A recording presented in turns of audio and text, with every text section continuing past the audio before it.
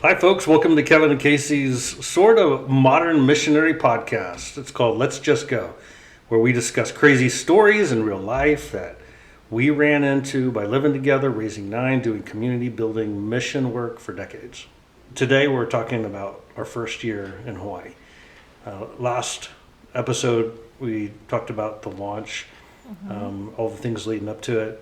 And one of the things was, at some point, the general came back after having been gone for a number of months, and he was like, "This is exactly the way that the brochure, the 3-year predictive brochure said it was going to be." And he was just kind of blown away by that. That was kind of fun. Yeah. But some of the things we'll talk about today are about that first year in our arrival. Yeah. Whew. That was a doozy. But I think first, before we go into that, we need to do an update on the improvements for the podcast itself. Since We'll see. We'll see? Well, I mean, we haven't heard it yet. That's true. We've got bars on the garage band going up and down because we're wearing these earphones, and we got mics in front of us, and hopefully this is all actually being recorded. Yes, and in a way that sounds good. But we did get microphones. I think that's one of the new things we got. We got a what is this thing called? Interface? An interface.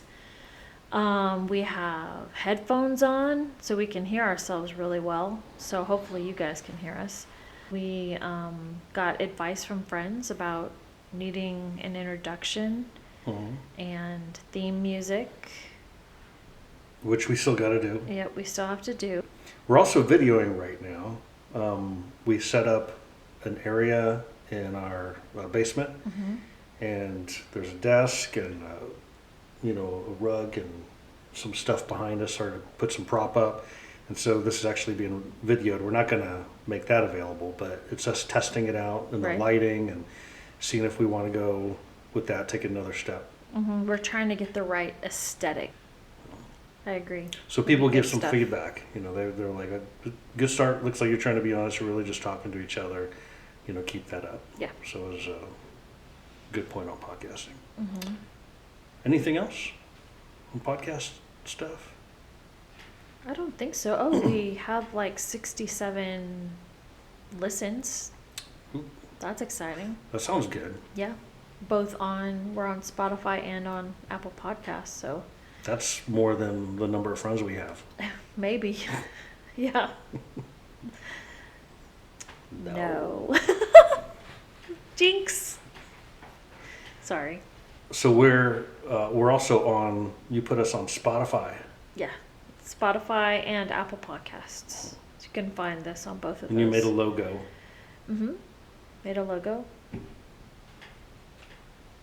I know that we were going to try to do an artist rendering of the logo and put it as part of the aesthetic. So I guess we got to do that still. But yeah. Arriving, first year in Hawaii.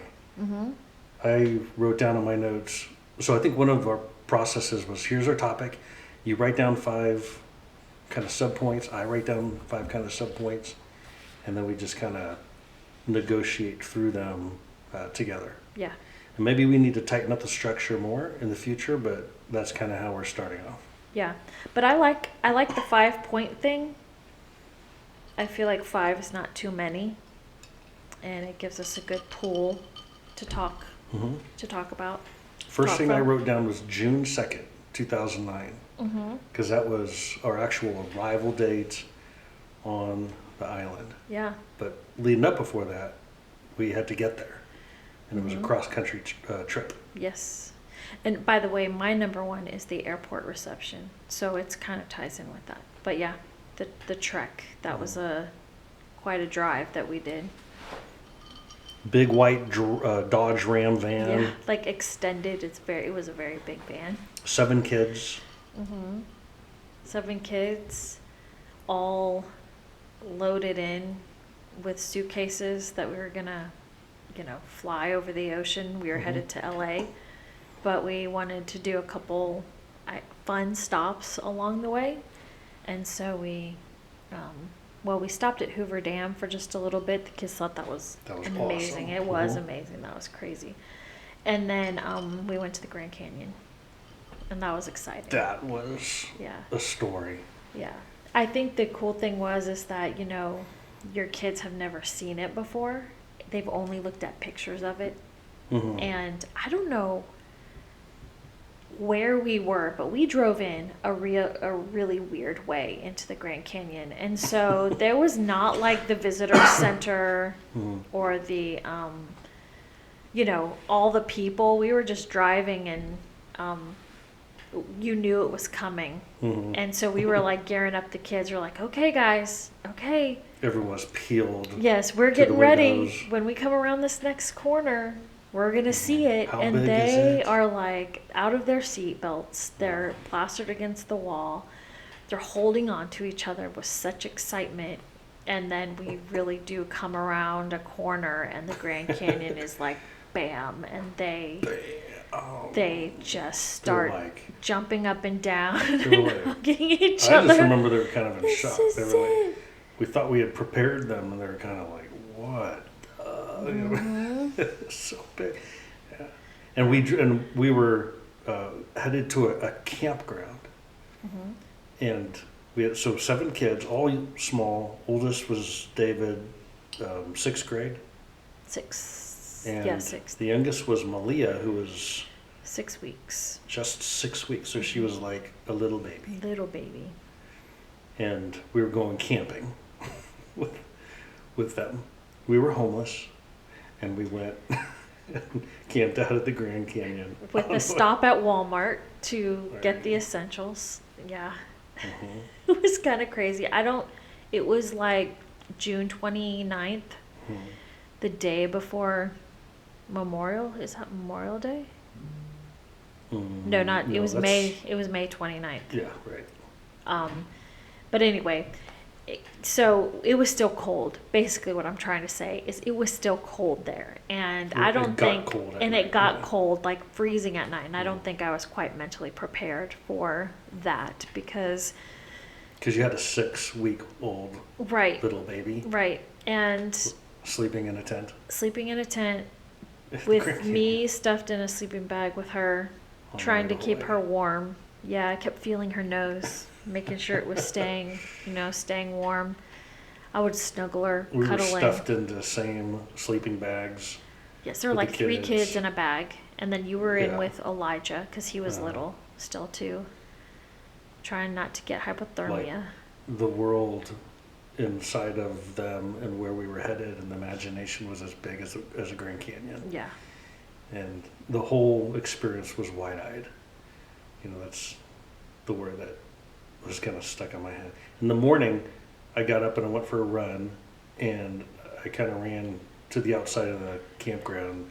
On my way back in, it was still early, everybody's still, trying to sleep.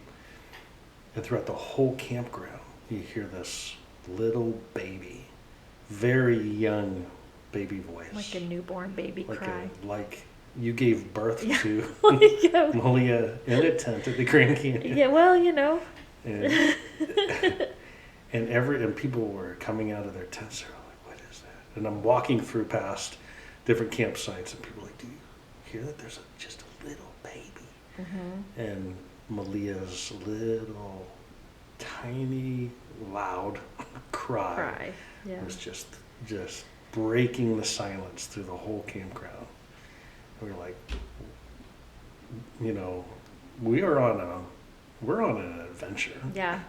In a way, it almost felt wrong to have such a tiny baby camping, but I mean, she did great, except for, the having to really snuggle her at night, but she stayed warm and cozy. I was the one who froze, so. Jordan starting the fire. Yep. She wanted to I think she wanted to cook breakfast in the morning. The boys, I think they just kept on disappearing. Yeah.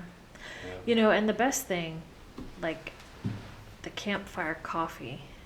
I think that you got back and made me a cup of coffee. That was the best. I love campfire coffee. Yeah, and so then we went and we walked around the Grand Canyon on one of the rims. I don't remember, but it was like, I don't know, a bit of a hike, but it was like right along the rim of the Grand Canyon. Mhm. And the kids were just Oh, that's right. so in awe. The constant conversation was don't go past Yeah. the barrier, because we kind of kept doing that. Yes. Yeah. But then after that was to get to LA, Mm-hmm. and all these kids in the airport, all the bags. My mom flew in, Right. and she met us in LA. Mm-hmm.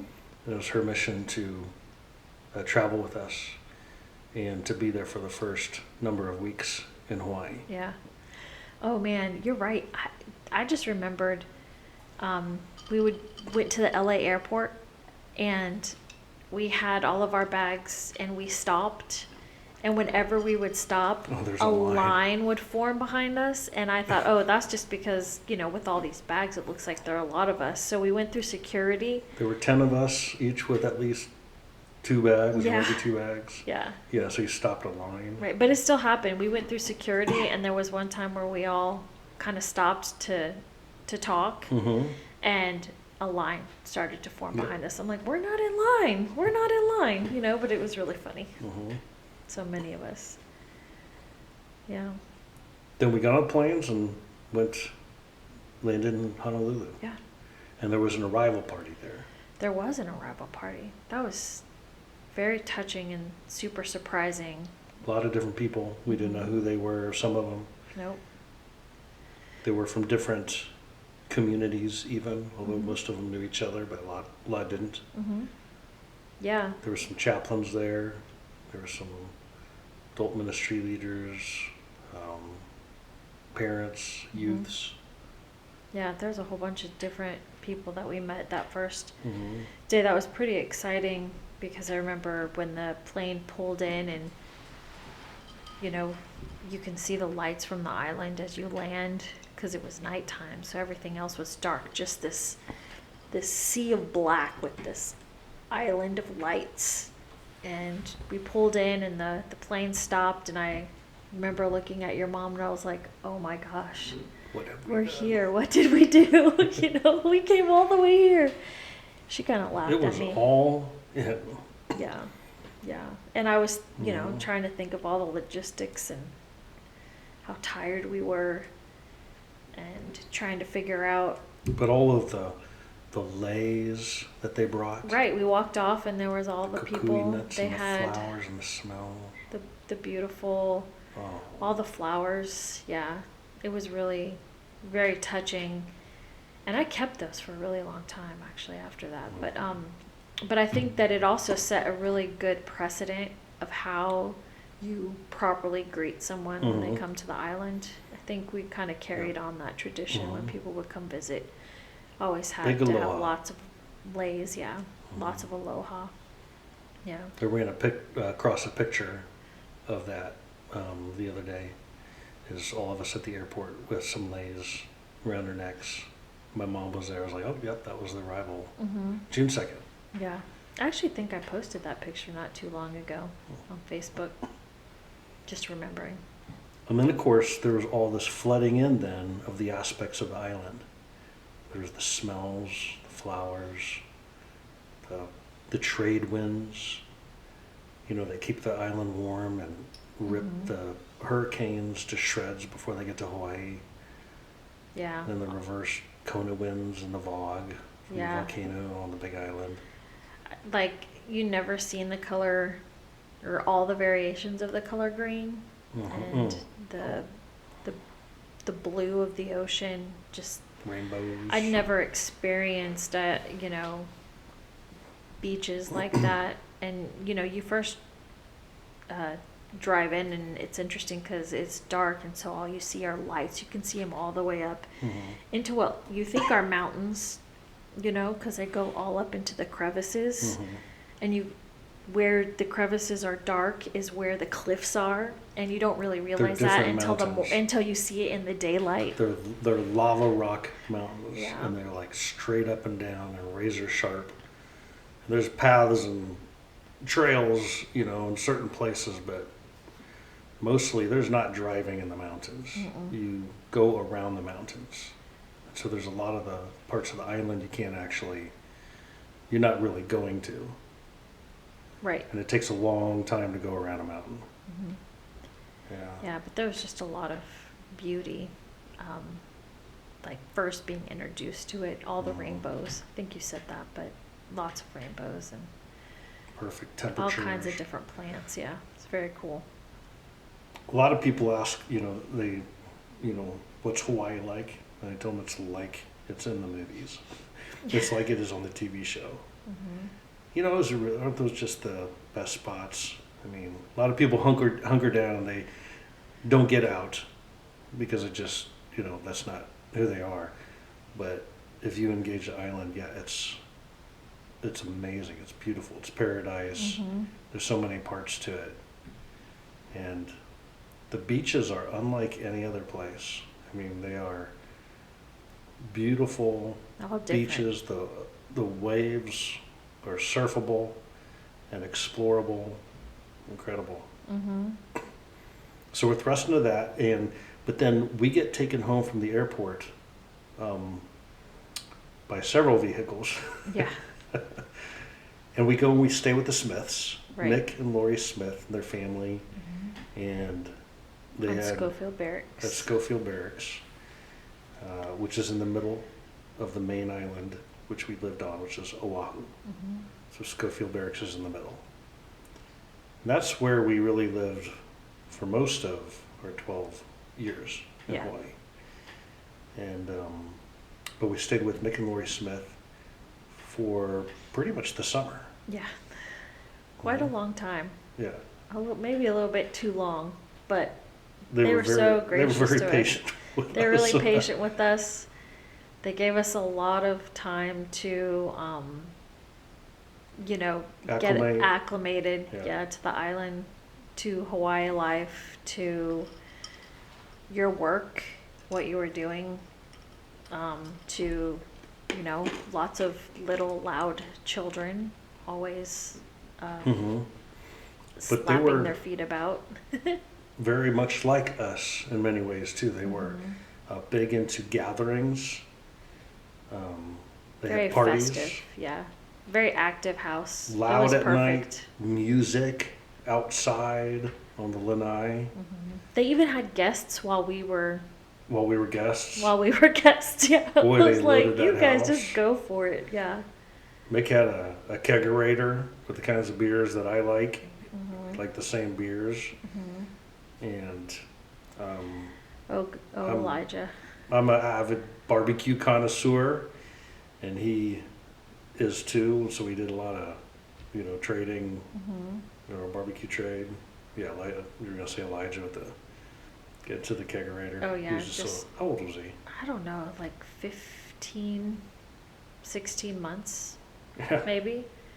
And he saw or learned how to work the kegerator, and there was, I don't know if there was a stool there, or he scooted up something where a chair where he could get up to it. He had all those mugs. Yep, we were all talking, not really paying attention, and then walked through the kitchen. I think it was Lori, or it may have been Mick that found, was like, oh my goodness, and the kegerator, What he a had breach you opened have the made for tap. yourself. Yeah, he opened it up, and it was just free flowing all over the floor and everything, and it smelled like beer. He smelled like beer.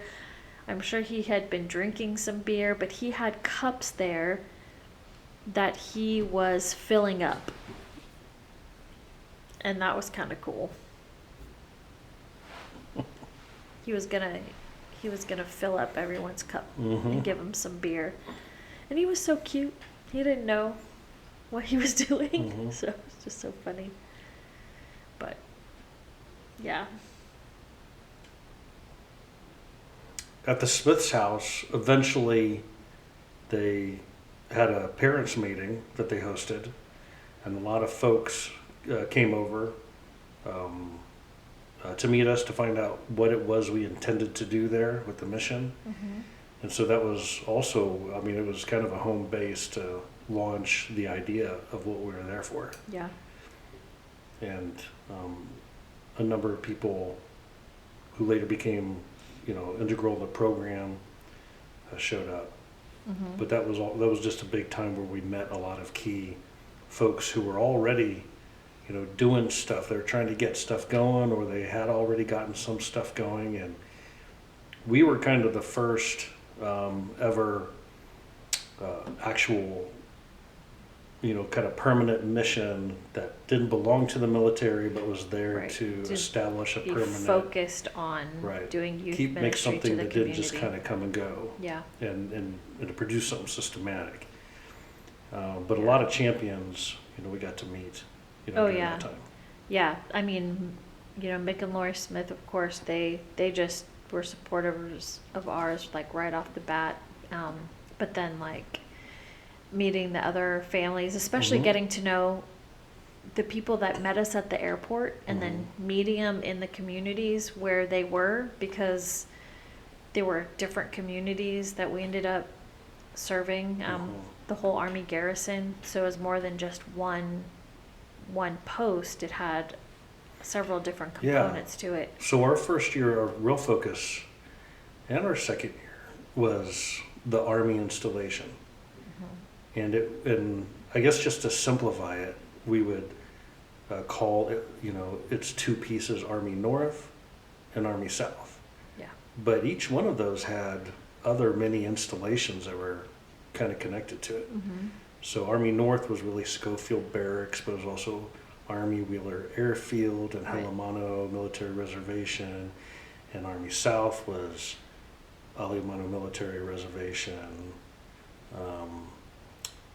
Fort Shafter, Tripler even. Tripler, Yeah, there's a hospital. Tripler Hospital. But Army North and Army South. And at Army South, there was this whole community that wanted, systematic long-term ministry. And I think they were especially kind of led, the types of things that, we were going to do. But they were, in some capacity there first, Phil and Kim Benefield. Yeah. And then a slew of others. Yeah. And then up north, there was Laura Wise, who was an avid Catholic, laity leader. And there was Ted and Candy. At both those sites, Army North and Army South, there was directors of religious education that were involved. And they were Kathy Whalen and Debbie Greger. But we met all those people, and I think one of the big realizations was there's not just an Army spot. Right. It's all over the place. And they look like they want to work together, and maybe have at times worked together. There definitely was an anticipation that we were there for them. For them there, and for them there, and for them there, and there, and there. And we had, one of our preparations, was kind of nurturing some Army favor, base access, and even funding. And everybody knew that funding was kicking in, and that there was monies available for us to lead programs and tap into that. And we were the deciders. We were the deciders of where that was going to, what monies were going to be used for what. Right. And so one of the things that dawned on us is that with all the military bases here on the islands, there's something starting now. It's teed up right now for us to, go all in.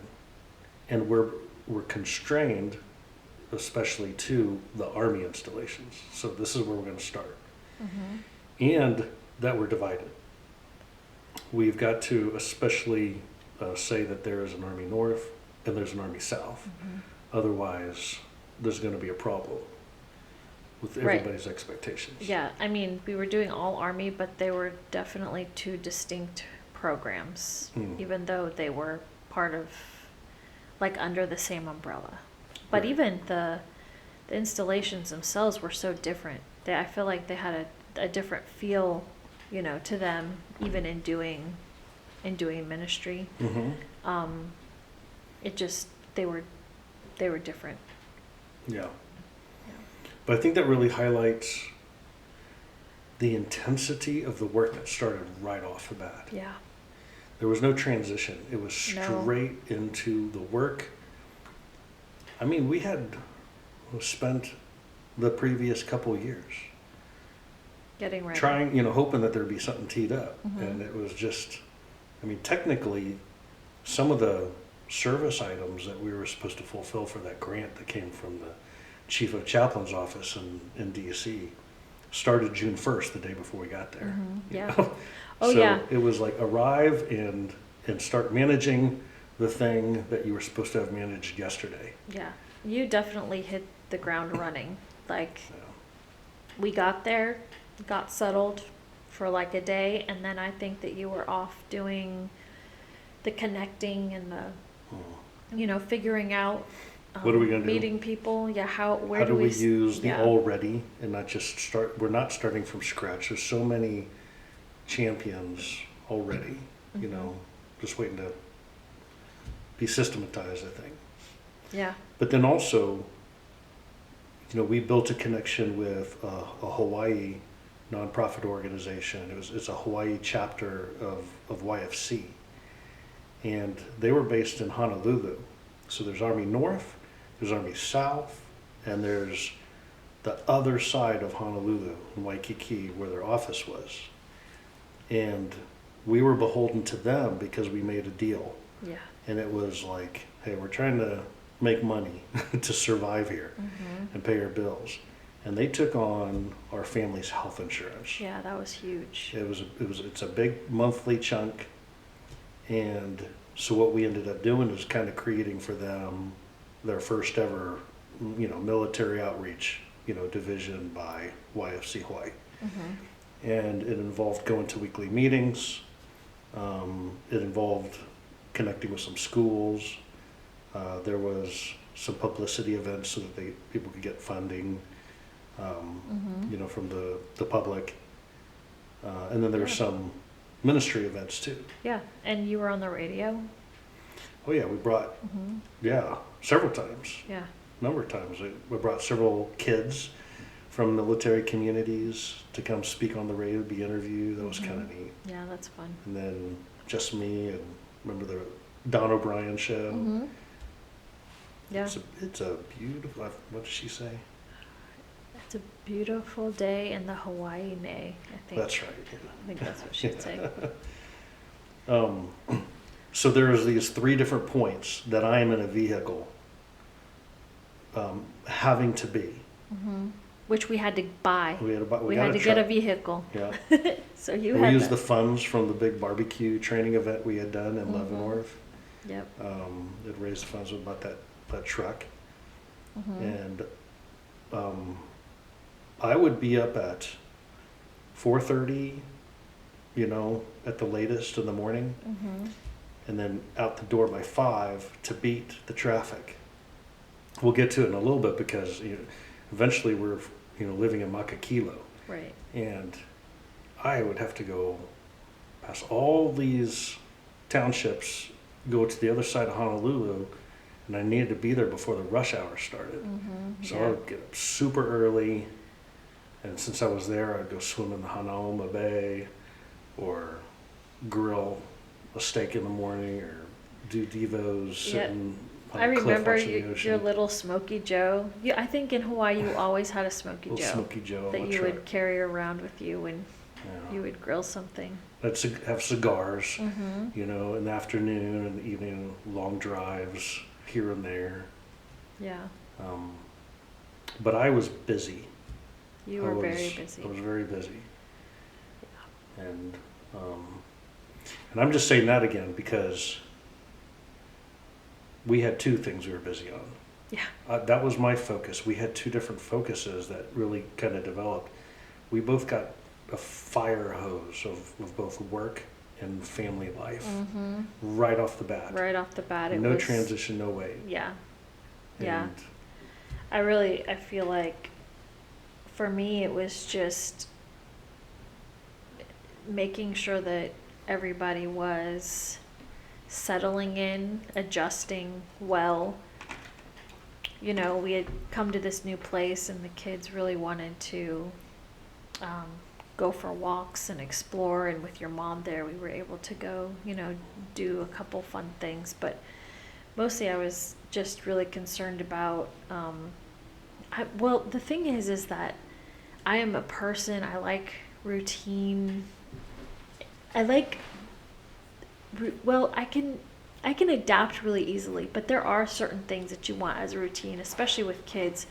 You know, you want them to have a bedtime, you want them to have a nap time, you want them to have all those kinds of things. And I felt like it was important to get our schedule going, get everybody kind of in the regular routine of while things. not having our own house right. and someone else being mixed in with Right. someone else's routine. Yeah, but we would have lunch at the same time every day. We'd go for walks. We would play, you know, color for a little, you know, just activities and things. But, you know, just trying to keep, especially, you know, being in the Smith's house, you know, trying to keep order, you know, with ourselves and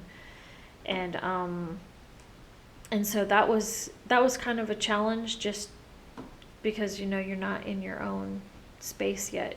But you were driven by a timeline. Right. Is that it was summertime, we had to get out of our house, or their house, into a house, and you had to register kids for school. You couldn't register, you know, where we're going to live. Yeah, You had to solve that first. Right. And it's not like housing is an easy topic in Hawaii. Right, it is not an easy topic. And we, you know, we were actively looking for a house as well. You know, we thought we were going to possibly buy something. And so, you know, we were going, and when you had a little bit of time, we would go, you know, through homes, and that was like a shock because number one, the expense, they're just crazy expensive for 3 times what the cost. you get. I always tell people 3 times the cost for 1/3 of the square footage. Right. And you were And lucky because it could be termite infested. Which is normal. But I know that was a couple of houses we put bids in. The thing that stopped us was was the home inspection. This one's too far gone. Yeah. And you have to realize, oh wait, I'm looking at this. I quickly realized, oh, I am looking at this from a mainland point of view. I have got to look at this from a different point of view. And so, but the one thing is that what I loved, like where we were looking mostly in Wahiawa, they did have like more of the old style homes, and that I just fell in love with those. So mid-century, kind of the plantation style, tin roofs. Tin roofs with all that rain. Yeah. It would just, crash at night. Boy, you could sleep through that. Yeah. That was so nice. Yeah. But the search became distressful.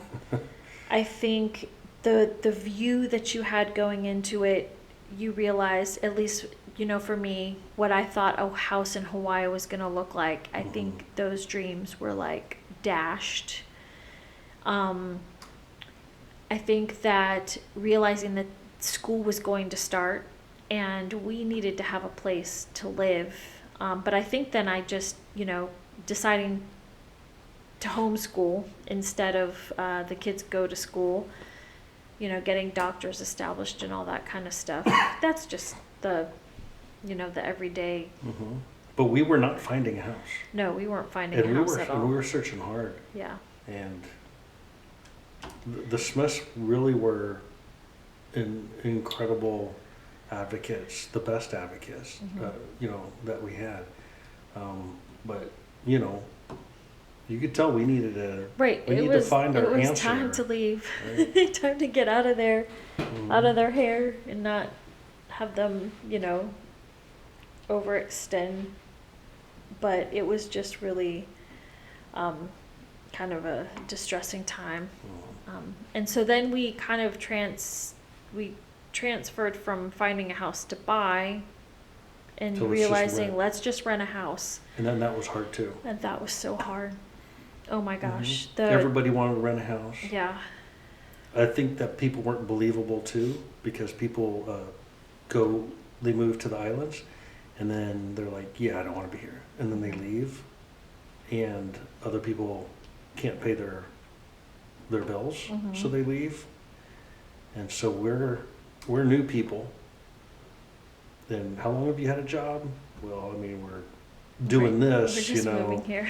for it, and we're kind of the last on the list for folks to say yes. Yeah.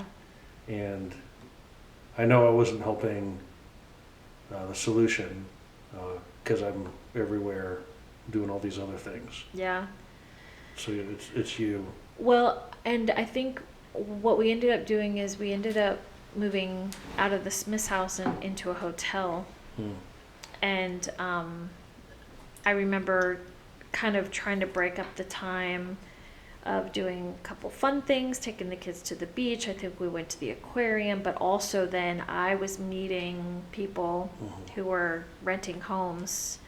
I'd drive there and I'd make the kids stay in the van because, you don't want to freak people out because you have a lot of kids, but I was not having a lot of luck with that either. And I remember we drove in to Wahiwa, which is where Schofield Barracks is, and the town had a community park there. And I told the kids that they could play, so I parked there.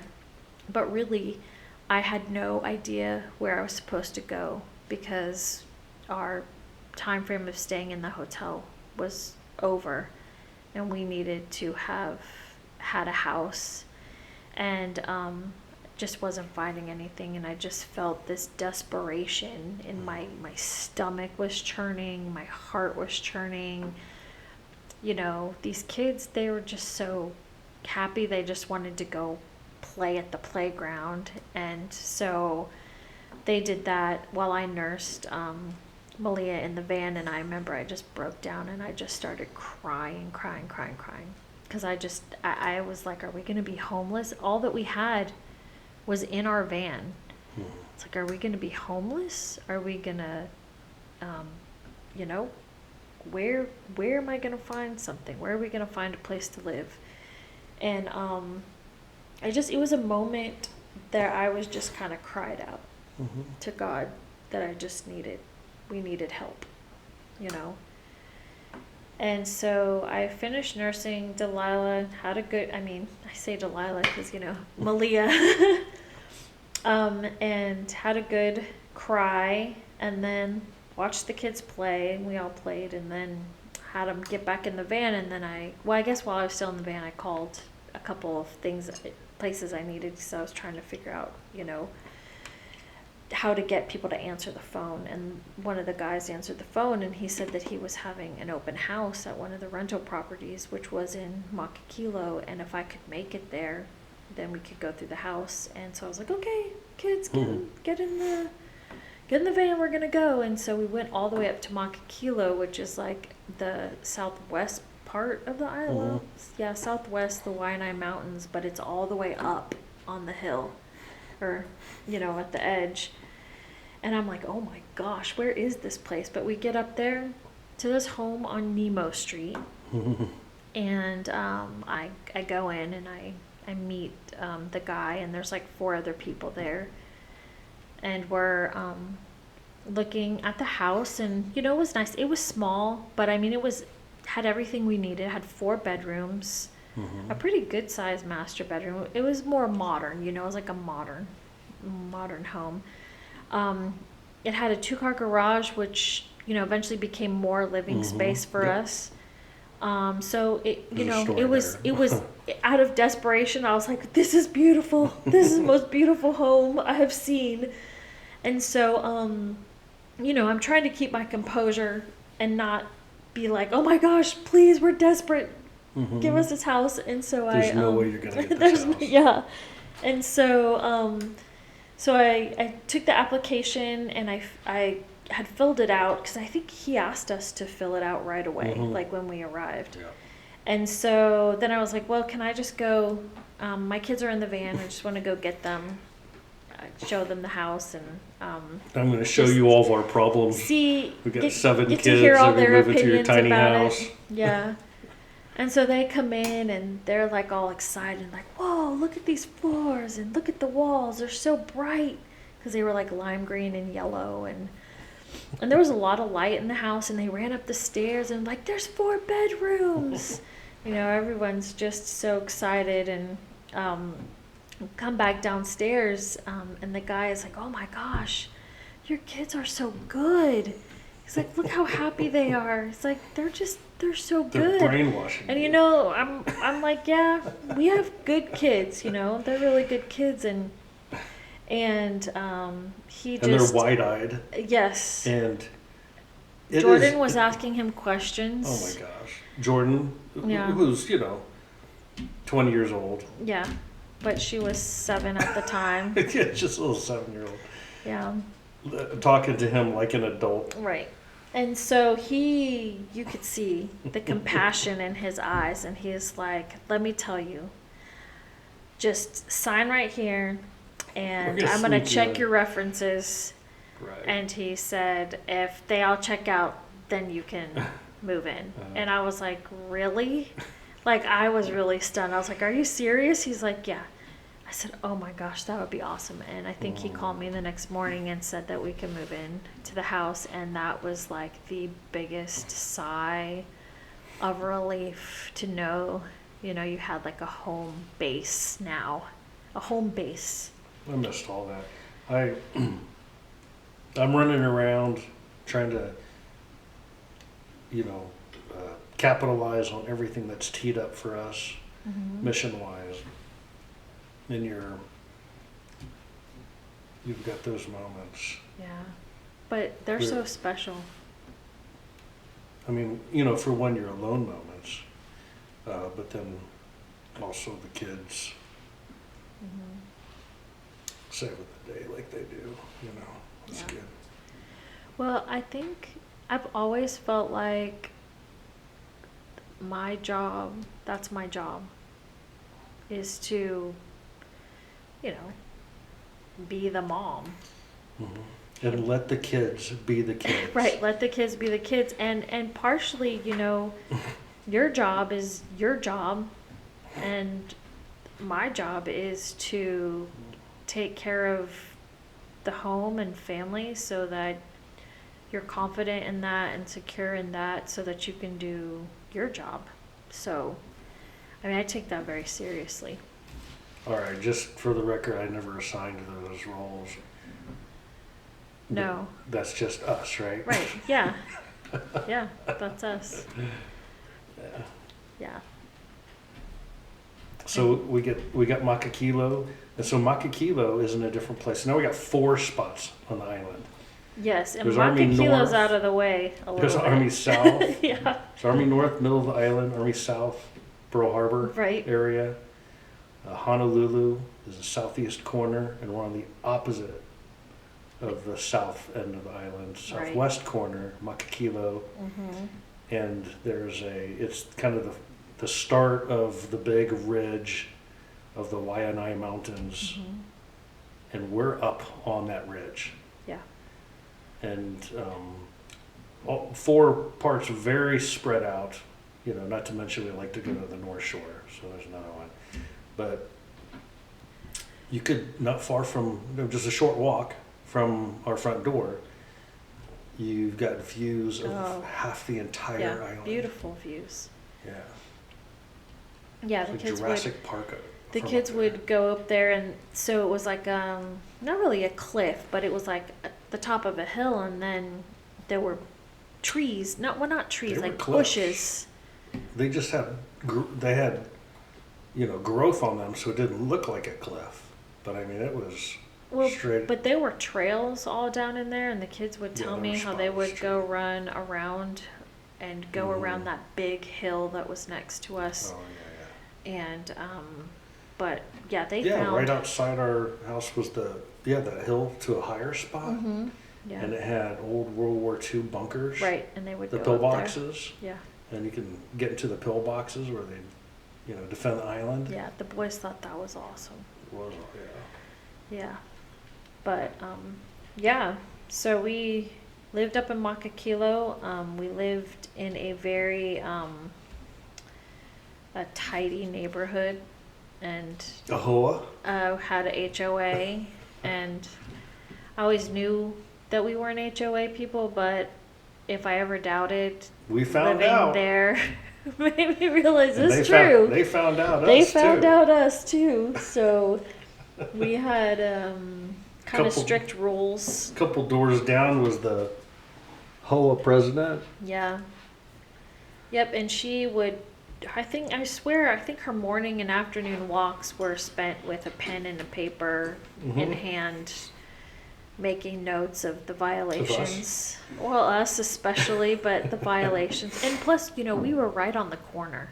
So Oh yeah, we were kind and of, she was right there. yeah, we were kind of Our house was aimed falling at her. out of the seams, yeah. It was literally aimed Right. at her house. Yeah, and she her could pristine wake yard. up and look at our, And it had a our fence. Remember how I had that smoker that we loaded yes. from the mainland? Mm-hmm. It was was it 5.5 feet tall? I don't know. It was was tall, though. massive. It was heavier than the piano Mm-hmm. we brought. Yeah. But you could see, it had to be in a certain place because you couldn't see. You weren't supposed to see it Right. Can from over the fence. see things over the fence. Billow, smoke, Yeah. no smoking meat. Right. We got written up because we had a canopy up for too long because we had Can't a have back canopies patio up. area, but it had no shade, Yeah. so we'd fry out there. Also, just bikes and rollerblades and all that kind Can't of leave your stuff. bike outside. Right. Oh, there was one patch. There was our yard and then the sidewalk and then that little grassy patch that Mhm. was always dead. Oh yeah, we got in trouble for We got in having trouble for having that dead a patch dead of spot. grass right there. No matter if we watered it or not, I'm like, is somebody's animal peeing here all the time, or the kids, or what's going on? Because that patch would not ever come back to life. When- But one day, actually, the property person, the guy who I rented Or the lesser. apartment from, yeah, he showed up at the door, and he was actually really nice. But he's Yeah. like, "Listen, we haven't been telling you this, but you've been getting written up, and the next time you do, we're gonna charge you. You're gonna have to pay the penalty or the Yeah. fee." And so I guess they had been diverting, they had been sending our write-ups to the actual rental Yeah, it was theirs. office, yeah. Mhm. And so they had been paying the the fees or penalties or whatever, and but I mean it wasn't, We weren't too bad. crazy. It's just, we just weren't there's a HOA lot of people. us, right? And Jordan, of course, she would take her, shoes off and she'd be barefoot all the time. And she'd use that. So she'd cross the street and she made sure she walked down the middle of every person's lawn, Mhm. which is another violation. Violation. Not allowed to be. Violation. Do not walk on the grass. And with her doing that, that's, the second or third lawn she would go on was that HOA president's lawn. Mm-hmm. And she's like, "Excuse me, your daughter walks across my lawn and she's not allowed to do that." And I said, "Oh, she's, no, it's Jordan. She's allowed to do that." She says, "No, actually, she's not allowed to do that." And I said, "No, actually, she is." And fortunately, that didn't go any farther because Jordan befriended her. Right. Yep. I remember one day looking out the window, and there Jordan is walking by her lawn. And I think at this point we had talked to Jordan about that a little bit too, and Jordan knew who the lady was, but it didn't stop her. She would just walk right in front of that house. And I think the lady had scolded her, and little girl, 7-year-old, this mature lady who has a president's role. And after she scolded her, Jordan was like, okay. And then she said, oh, I love your dog. And then disarmed. Yep. And then she bends over and she starts petting the dog. And of course, this is Jordan telling me this story, after it happened, because I was like, oh my gosh, I saw you over there. Were you getting in trouble? And she's like, no, Mom, you were talking about whatever the dog's name was, and he's just so cute. And actually she did. She ended up befriending this lady, and her heart was like softened to that. And I don't know if we got written up anymore after that. But we never got any notice of being written up. Yeah. So of course, I think we also improved our behaviors, but yeah, we did. But that Makakilo experience on Nemo Street, that was a whole thing. We moved in. It was like nobody lived there. I mean, you saw the cars show up at night, and they went inside. They never, the cars were outside. They didn't park them in the garage. There were no kids outside. Everybody lived in their house. Yeah. And in their pristine, spot. And our kids were outside. Yeah. all running the time, around, playing tag with each other, almost getting run over, yelling at each other, and you're just like, oh my gosh. And then they started, get little glimpses, of others. And I remember I think we were having a dinner together, and they were like, oh, there's no kids here, or they're in their house, or we don't. And I just mentioned, well, have you thought about going and knocking on doors and being like, hey, are there any kids in here? And like, oh, that's a good idea. And then they did that. They started going to doors and knocking on them. I think they knew who was right. who was where. It was in that cul-de-sac around the corner. They had their eye on. Yeah, they knew where they were, but yeah. And they were like, oh yeah, there are kids in. And then we discovered that a lot of them were in the garage. But then they brought the kids out. And by the time we left there, Makakilo in our neighborhood was, not all of Makakilo, but our neighborhoods, the kids were outside. Yeah. And they were biking and different. playing with each other, being each other's friends, and being beyond the house. And they really, kind of were probably the main thing that transformed all that. Yeah.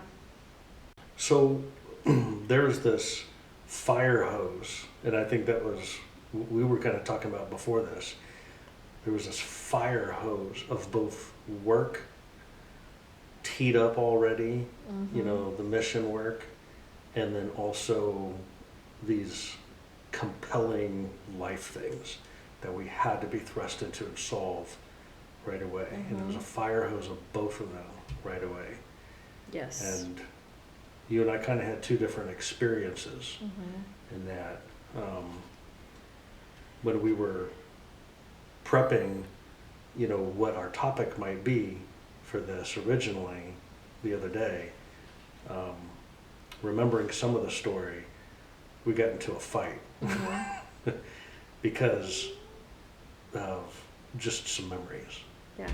And we were like, okay, well, we're definitely not going to sit down and talk through this on a podcast we today. ended up not doing the podcast, and probably, I don't think we talked the whole rest of the day. No. Really?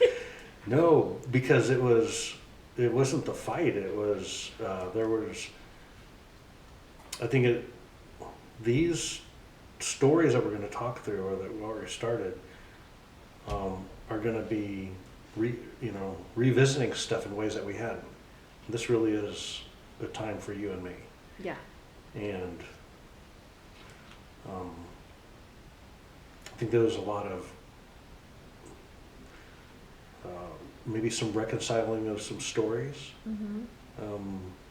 but also just tapping into what's really, thankworthy, celebratory, a lot Yeah. of really cool things. Mm-hmm.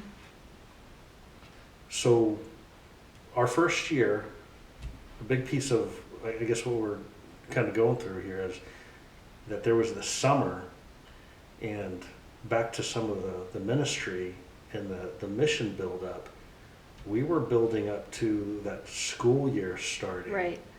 The and kickoff. The kickoff. Right Yeah, we before were school going to do started. a big kickoff. Right. We wanted to, folks were like, what is this? What's this? What are you guys trying to do? What are you trying to be? And that was a jam-packed summer. And I think we Mhm. introduced some ideas and some things that people had a big question mark about. We took a lot of the folks that were volunteers already, and they were new ones, and we were like, okay, let's start doing some trainings. And they're like, trainings, and we actually had these big formal training seminar. Mm-hmm. And we published stuff and we went through it, and they're like, yeah, we never did this before. And that was one thing that was intriguing to everybody. It's always been a big part of what we do. Yeah. Is developing the leaders, Mm-hmm. because we knew that what we had to pull off we couldn't do. Oh yeah, not on our own. Yeah, this was Yeah. about equipping other people. Yeah. Well, it also, I'm thinking about a story. Well, we just mentioned it in one of the previous episodes about the recon that we did, and we sat there in the food court, Mm-hmm. and we had the one chaplain tell us that they didn't need anything like that, Yeah. and that they had it covered, and that they didn't really see the need, and just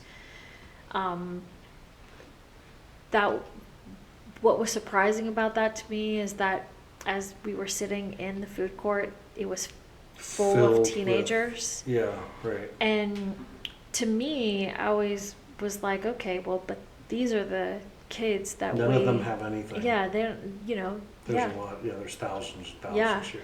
Yeah. And, there are some that aren't, getting anything. Mm-hmm. And so when we did the kickoff, I just was so blown away by the amount of teenagers that showed up, Mhm. like excited Yeah. to be a part of something And the build that was up- new. The build-up, a lot of the reason, I think a lot of the work was teed up, and that was a surprise to us, but I think it was a surprise to people there too, is it looks like, boy, this is just gonna start with a bang. Mm-hmm. And I remember, I think maybe Debbie, who was the Director of Religious Education for the Army North community, she said a comment I've always remembered.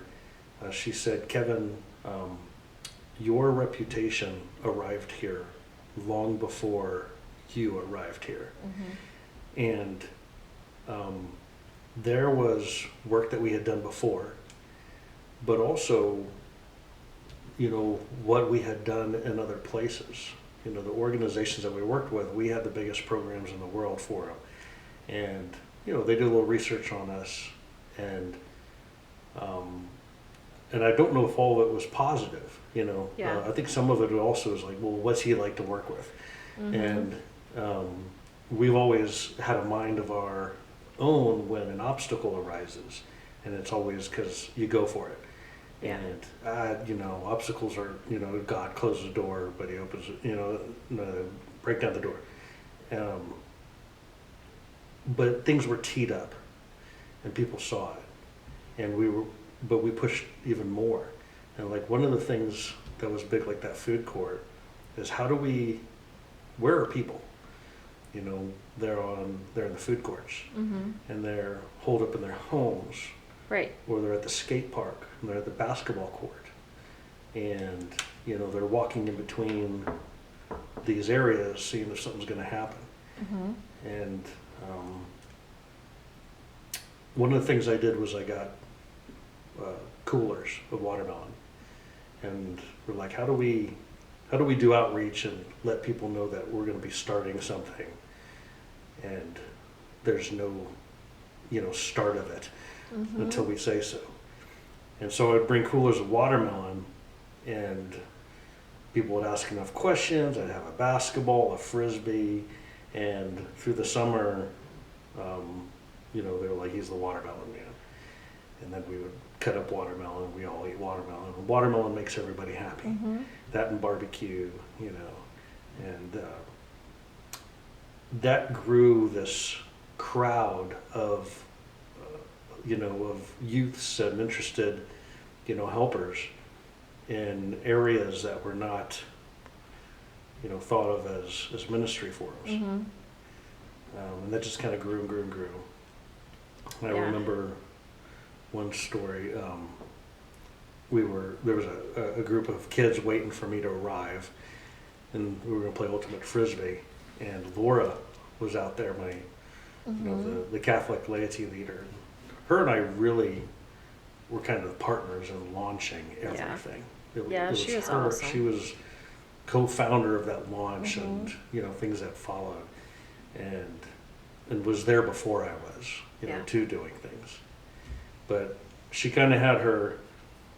I gotta tell the story. She had her back to me, and they all saw me coming, and I walk up finally, with my cooler of watermelon. She goes, "Where's the child?" I was like, "Is she talking about me?" Yep. And you could tell from all the reaction there. Everybody's like, "Yeah, that's your nickname when you're not." No. When you didn't know. Yeah. But I tell the story because she and I had a relationship that worked together to build these things. And she allowed me to imagine things and to, hey, we should do this and we should do this. What else should we do? We should do this. And then she would turn in purchase orders, and she would get buses, and she would send out email, notices, and she would, put everything together. And those are the kind of, partnerships that we had that, kind of build stuff. Yeah, no, that was super important, that relationship with her. I feel like there was just a lot of things like that were kind of in place in relationships that, when you have a mind and a vision and thoughts about something, one of the things we really wanted to do especially was just have, a ministry that was ecumenical in nature, especially the way that, military chapels are. But to be able to work together like that. And I just feel like it was really special. Like, you don't always find that, in military chapel communities, because they share the same space, but you don't always find like openness and people willing to work together. And I feel like that was just a God ordained, like it was very special. Just a very cool thing. And it's what people are looking for. It is. They, the places that we maybe traditionally say this is where, program ought to be. I don't think people are as interested in that as much as they are interested in things being where people are, where people really are. Yeah. And that was a motto we started using. It's even on one of our shirts. Yeah, go to where people are. Yeah. Yeah. Yeah, but you should talk about where that came from, because I actually Go to where people are? Yeah. It's the movie Unbreakable. Yeah, Unbreakable. With Bruce Willis, where he is a superhero and he doesn't know it. He's like, okay, what do I do? Now I discovered that I am a superhero. I don't know how to use. Yeah, what do I do I with don't it? know what to do. Yeah. All I know is it's available. I've got it. It's got to grow. Mm-hmm. And his mentor says to him, he says, what do I do? What do I do now? And he says, go to where people are. And I was watching that, I think, with some buddies, and they're like, oh, yeah, go to where people are. Yeah. So what he does is he goes to a busy forum. He goes to, not where he was, but he goes to a train station, or it's a bus station. It's a big station. Crowded people who don't know each other. They're just on their way to something else. And he just stands in the middle, in the way. And people are passing by, and every once in a while, because it's crowded, they just kind of brush him. And when they brush him, then he gets a picture in his head, some glimpse of their life. I guess that was part of his superpower too. But metaphorically, that's kind of what happens when you go to where people are. Right. And you let people brush up against you enough, or you brush up against them, seemingly You get without glimpses. knowing what to do. You get glimpses. You get a picture of this and this, and you're like, oh, that's something I could be helpful on. That's something I could be helpful on. But then someone brushes against him and goes, now that's something I gotta go be helpful on. Yeah. And so one is he's learning, just by going to where people are, about other people, about himself. He's starting to pick up a vision, starting to pick up a mission. And I don't know why, but I have not told that whole here's the reason for it. Yeah. But we've used them on to go to where people are, and immediately they latch onto it. Yeah. Or they see the t-shirt, so like, where do you get that t-shirt? Yeah. Go to where people are. And there's something about the going to where people are. Right. Or to where people are. Yeah, I've seen people though read it before me be like, go to where people are. Yeah. Go to where go to where, and then they'll ask like, what does your shirt mean? And you'll talk about, PHM or whatever it is that we're doing. Right. And it kind of like dawns on them like, oh, that's what that means. But Mm-hmm. the reason I had you share that is because, I had forgotten where that saying even came from. And it wasn't until you were telling the story that I was like, oh my gosh, that's right. Because I've not seen that movie in so long. But it's like And one of that's your favorite t-shirts. so powerful. Yeah, but that's a powerful, the movie is powerful in and of itself too. Yeah. I love it. But that became a mantra of how we Yeah. did things. I think on a following podcast, we ought to talk about the particularities of the way we actually strategized our ministry styles and things based off of what was needed and the impact we wanted to. Not just doing things. Right. Oh, yeah. Like everyone does things, the things. No, but molding, shaping, designing for particular outcomes. And I think that's it's a piece of it. Yeah. That's super important. Mhm. That's how, even though it developed as we did ministry, there was still some vision and goals and things that were important to us that we wanted to impart in the ministry that we did. Yeah. So, yeah. We didn't even say what the kickoff was. Yeah. We're building up through the summer, and we're like, you're going to do what? Well, we're going to get fire trucks. Speaking about, a fire hose of work and life. So we set it up with the fire station, and we reserved a giant field, and we brought fire trucks out, fully loaded with water right next to a water resupply spot, so it could just go all day long. We got big heavy mill plastic to do giant slip and slide, those suds. Yeah. And then we went to where people were all summer saying, we're going to do this. Yeah. And if that's not good enough, maybe you're interested in the barbecue training event that we're going to do the night before, where we're going to get a whole hog and smoke a whole hog and show you how to do it. And then we're going to stay up all night and take photos of us around the smoking hog. And then we're going to serve that, for the thing.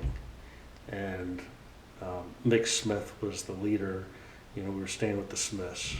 I think were we still in the house, their house, when we did the kickoff at that time? I think we might have been. Maybe not. Might have been close to transition, but I think we were. okay. Yeah, I think we were, because I think that was more towards the beginning of August, and we Okay. moved out like mid Mid-August. August, Okay. yeah. But he was the leader on that, and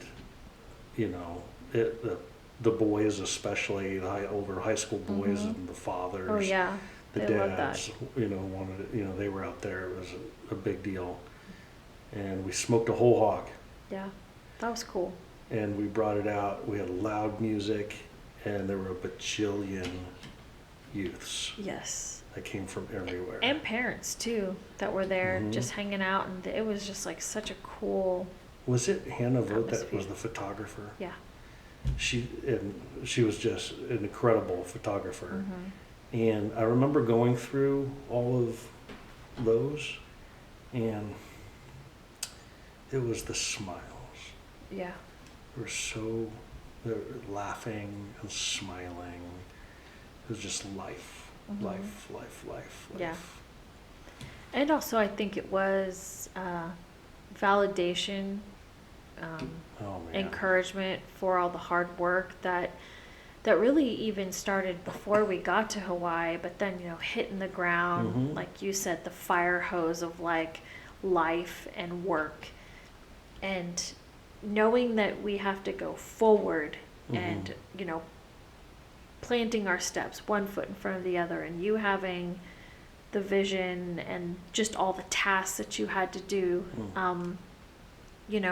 on that side, and then making sure that our family got settled and everything. It was, for me, I was like, yes, it was kind of like, a nod to like, yes, this is The 3-year brochure. this is the picture. Coming true. This is the 3-year brochure is coming true. This is it, and you can do it. And I've given you all of these tools, and all of these people, and resources, and my blessing.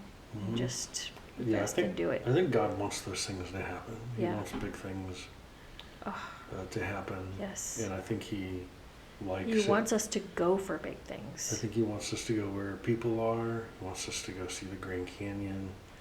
He wants us to put our neck on the line. Mm-hmm. He wants us to stick it out when we get a fire hose, to our face. Yeah. Maybe a little bit too much to handle at the moment, but Yeah. um, A little overwhelming, but yeah. well, I think that's a good wrap for this segment. Yeah, me too. All right, if you're listening, thanks for being our listeners. We'll catch you next time. Yep. Bye. Peace out.